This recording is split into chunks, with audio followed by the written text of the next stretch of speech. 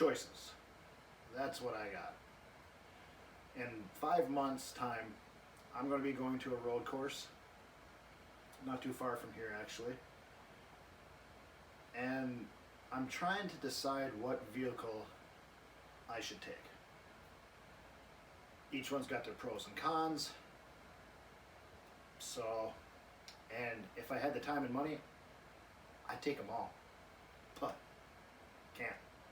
So figured I'd ask you guys for some interesting advice. So it's a very short road course, so there's really no large straightaways or anything like that, so I don't think I need a whole lot of power.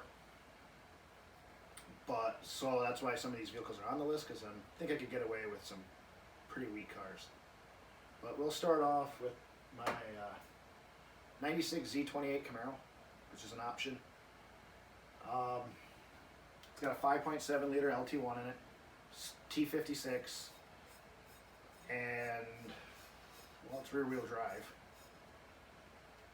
Some of the stuff I would have to do to it before the road race is swap the rear axle.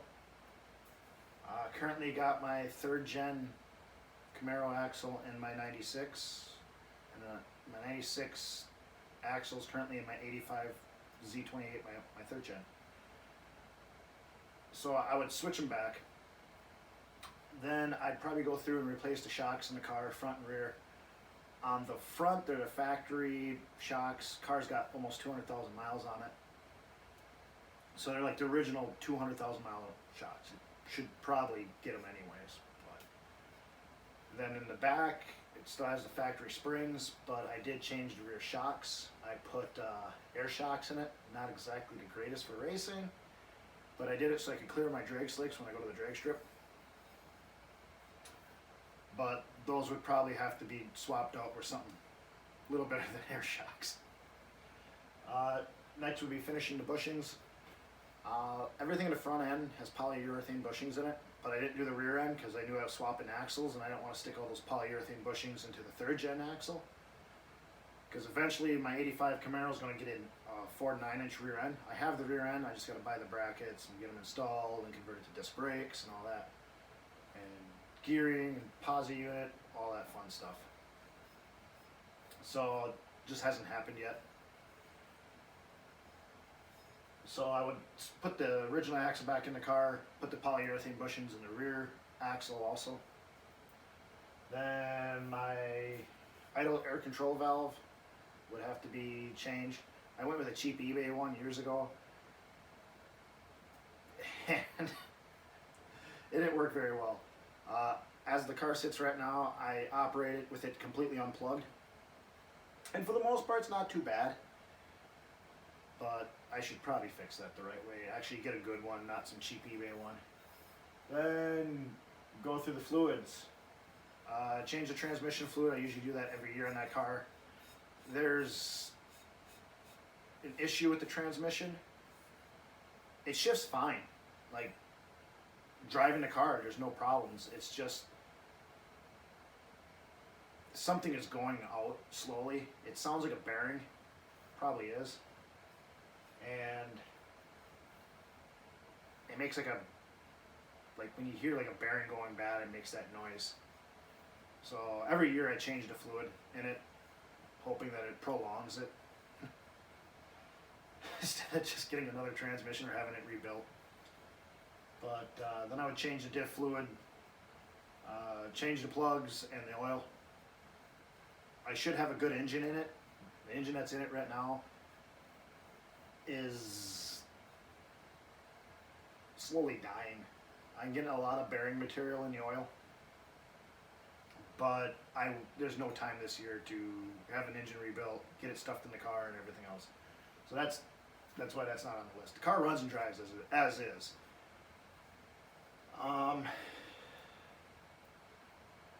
So next on the list here would be my 85 Z28 Camaro. It's got as it sits right now, there's no motor, no transmission, and the motor I had in it was my 383 stroker, but I have 3 cylinders that are low on compression, or lower.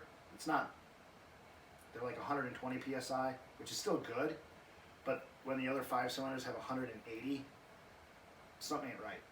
And it consumes a lot of oil, and it blows it right out the exhaust. So you don't want that. You don't want to race that. So I have the engine out. I currently have another Firebird with a 5.7 in it, with a 5-speed manual, complete car, but the body shot. You can't race that. The floors are gone, just it's in rough shape. So I was going to swap the drivetrain from that and put it into my 85, except I'd put the top end of my 383 on this 350.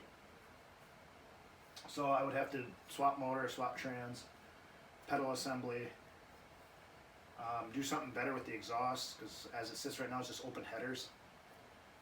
I mean, there is a little bit of a pipe just turned down a little bit, but that's, I want it dumped out before the rear tires. Then I got to finish installing the front subframe, K-frame. It's bolted in, but on the factory third gens down in the bottom, it's got a pocket for the springs, and those pockets are hitting the coilovers on my subframe. So I got aftermarket coilovers, Willwood brakes, drilled and slotted rotors. So the car should stop with a manual rack and pinion. So I would have to get that a little better, because right now with the tubular A-arms on the tubular subframe, there's Heim joints, and I have them threaded out as far as they can go to try to get the A-arms to come out so the coilovers clear that bump, but the coilovers are all the way lowered in order for it to actually clear. So I would have to do something about that so you can actually adjust it correctly, and it would need an alignment. Then finish running, because without the subframe, the factory subframe, all the brake lines attached to it for the front brakes. So I would have to finish running my brake lines. I would also take the factory sway bar off and mount it on the subframe.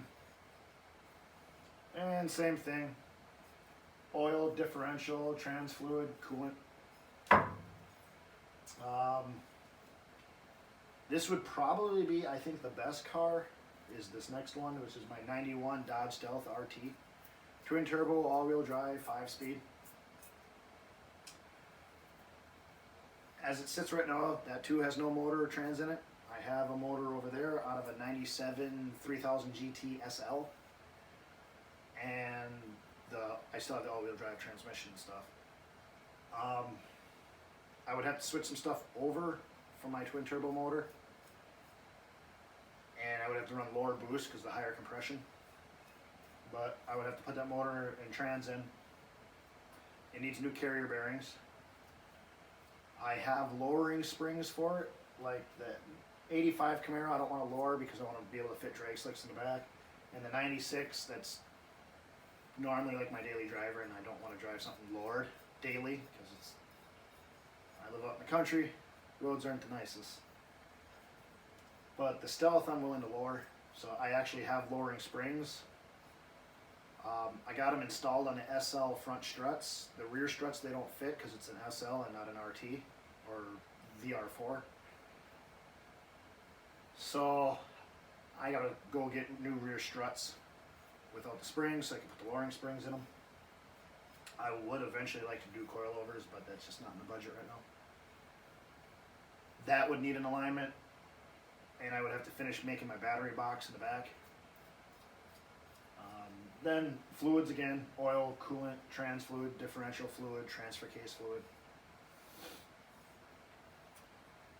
Then the other vehicle I'm thinking about bringing is my 86 Fiero GT. I currently have 2 of them. There's the one just to the right of me here. That one's not going to be ready. That's getting a supercharged 3.8 V6 swap with a 4-speed manual. And I ended up using the subframe for this car for my other one because that subframe ended up getting wrecked. But the other one is a 2.8 V6 automatic 3-speed mid-engine, rear-wheel drive. If I would say go that route and take the Fiero, because of such a short track, I don't think the power issues are going to be any, or the lacking power out of the 2.8 is going to be a big deal. I mean, the 2.8 is, or that Fiero is an 18-second car, where my 96 Camaro is a 12. Never was able to take the Stealth, or the 85, I've never had a good transmission in the car. So it was always, I go to the drag strip and it just wouldn't shift right, or shift too soon, or not shift at all. And so with going to the 5-speed with the 85 would be pretty nice. But the Fiero GT, if I would take that, I would put lowering springs in it or lowering ball joints, maybe even both. I don't know. I don't know if you can do both or not. That would make it pretty low. All the other cars, I have tires for them, so I'm not worried about tires, but the Fiero GT, I would have to change the tires. They're getting old. We're starting to weather check, and I would not want to road race with those tires. And replace all the front bushings with polyurethane bushings. That too would need an alignment. I have another supercharged 3.8 V6 with an automatic, and I thought about throwing that in that car, but I don't think I'll be able to finish it in the next 5 months with other projects I got going on and everything else.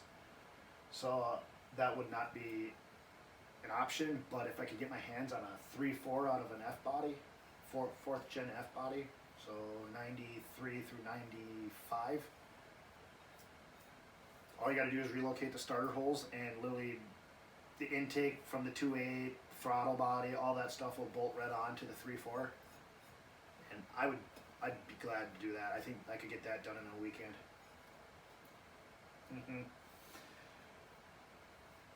Or the last car I'm debating on bringing is my 1996 Thunderbird LX. It's got the 4.6 V8 in it, automatic, rear-wheel drive. It'd probably handle better than these two cars, just because it's all-wheel independent suspension.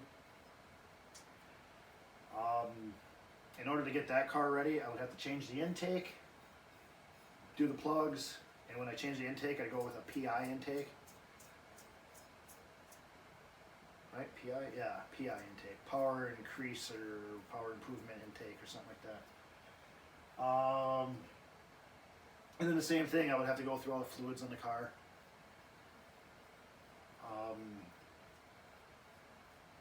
Replace the outside driver's side door handle, because that's broke. And, which, something I'm going to be looking up here. The title. I went to register the car and I can't. The title I got with the car is not the latest version of the title. So I emailed the DMV because they wouldn't let me do it. So they said, well, it's not the latest version and there's a lien on it.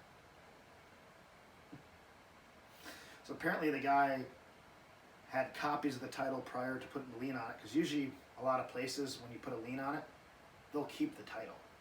At least around here they do. And like, so that way you can't just sell the vehicle after you use it for collateral. So I got a title that says no lien holder, no nothing. But the guy I got the car from isn't the original guy with the lien on it. The guy I got it from the original guy, because he was just going to scrap the car. That was his intentions. He bought the car to scrap it, but a buddy of mine knew him, and he's like, "Hey, do you need some parts?" So I looked at the car. I'm like, "Actually, this car's not in too bad a shape." So I ended up picking up the whole car. And I'm like, "Hell, it comes with a clean title and everything. I'll fix what's wrong with it and drive it. Interior's clean on it. The rockers are starting to rot out pretty good on it. It's got some issues. Cracked intake. It had no mass airflow sensor, but the guy put new shocks in it, rebuilt differential. I mean, even the fluids, I don't know if I have to really change that many fluids, because the guy worked at a quick lube shop, so he's, according to the guy I got it from, this other guy went through a lot of fluids. new shocks, new computer. So I figured, yeah, whatever. So, but if I can get the title issue fixed, I was able to find out who the title or the loan or the lien holder is, and it's one of those title stores. So maybe I could stop in there and talk to him a little bit. If it's only a couple $100, I'll just pay it. I mean, I traded some car parts for it. I traded 2 Cadillac converters for the car.